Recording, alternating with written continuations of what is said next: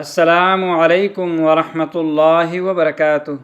زما محترم عزتمندو، په نن درس کې به موږ یو داسې وظیفه او عمل ذکر کوو چې دا د دیوانانو، سرکشه جناتو او د شیاطینو اثرات ختمولو دپاره دي.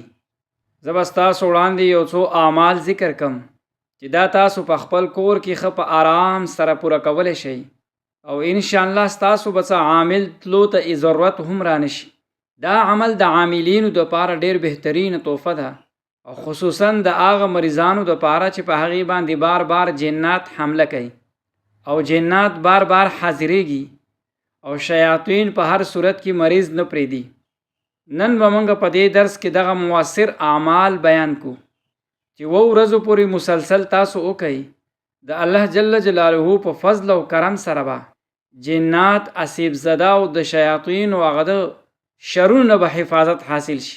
ما محترمو، یاد وساتئ قرآن کریم سراسر شفا ده. الله جل جلاله خپل کتاب په سورتونو کې، آیاتونو کې بشمار برکتونه او فواید ایښودي دي. ما محترمو عزتمندو، بعضې خلک دا خیال کوي چې جادو او اسیب او ګنده روحاني چیزونو علاج به هم جادو یا په سفلي عملیاتو سره کیږي، لیکن دا خبره درسته نه ده. دنیاوي اصول هم دا دي چې ګنده په ګنده سره نه، بلکې په صاف اوبو سره پاکیږي. دغرنګې روحاني بیماریانې حقیقي علاج هغه قرآن کریم دی. نو لہذا جسمانی، روحاني، جناتی او دغرنګې اسیب زده پریشانیانو علاج په قرآن کریم په ذریعه سره وکړي. چې کوم افراد دا شکایت کوي چې جنات جسم کې تصرف کوي، بار بار خرابیانی پریشانیانې پیدا کوي، او د هغې د اثراتو نه تاسو متاثره یې او تاسو دا په خپله محسوسوئ، که هغه سړی وي او که زنانه وي، په خوب کې ولا راځي، خوب ولا خرابوي. د دې نه نجات حاصلول ډیر آسان دي، او بعضې خلکو ته په ویښه باندې عجیب او غریب شکلونه جوړیږي او اوازونه اوري، خوفناک مناظر محسوسوي.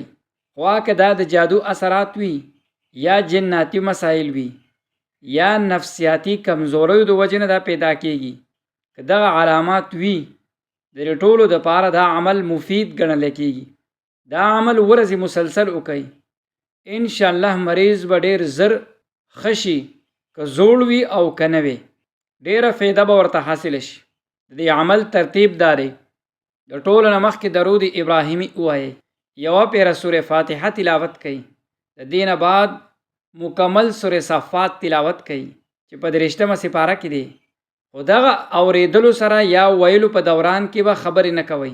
که په خپله یې ووایئ، که په خپله یې نشئ ویلی، چا د قاري نه یې واورئ، توجه سره یې واورئ. د دې نه وروستو بسم الله الرحمن الرحیم 1 پیره تلاوت کړئ، آیات الکرسی 1 پیره تلاوت کړئ، 1 پیره مکمل اذان کلمات ووایئ. د سورې حشر آخري آیاتونه لو انزلنا هذا القرآن على جبل تر آخره پورې دا 1 پیره تلاوت کړئ. سورې طارق 1 پیره ووایئ، سورې فلق او سورې ناس هم 1 پیره ووایئ. دا تقریبا 11-12 اعمال جوړیږي. دا عمل مریض په خپله هم کولی شي، یا یو عامل یا قاری مریض دپاره هم کولی شي، څه د خاص حصار ضرورت پکې نشته. دا عمل په ذات خود یو مضبوط روحاني حفاظت ذریعه ده. اوبو او د زیتونو تیل هم استعمال کوي. دغه عمل په دوران کې خپل ځان ته مخامخ اوبو یا د خوراک والا خالص د زیتونو تیل کیدی. تمام آیات او سورتونو ویلو نه وروستو دغه اوبه او تیل پې دم کوي. دغه مریض ته 7 ورځو پورې دا دم کړی شوي اوبه ورکوي.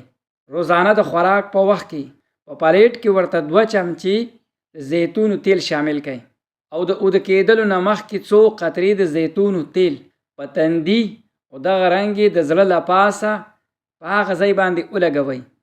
انشاءالله دا مبارک عمل دی. د دې په برکت سره به جادو، جنات او دیوانان او دغه رنګې نور اسیب اثراتو نه به نجات حاصل شي، او د زندګۍ ټولې پریشانیانې به ختم شي. دا عمل سړی او ښځې دواړه کولی شي. البته زنانه په خپل هغه مخصوص ایام کې تلاوت د قرآن کریم متعلق د خپل فقهي مسلک مطابق په عمل کولی شي. دا عمل 7 ورځو پورې وکئ. که ضرورت هم محسوس کړو نو نورې هم یو څو ورځې 21 ورځو پورې جاري وساتئ. د الله جل جلاله په کلام په برکت سره تمام مریضان ته شفا عاجله مستمره الله جل جلاله نصیب کی. آمین.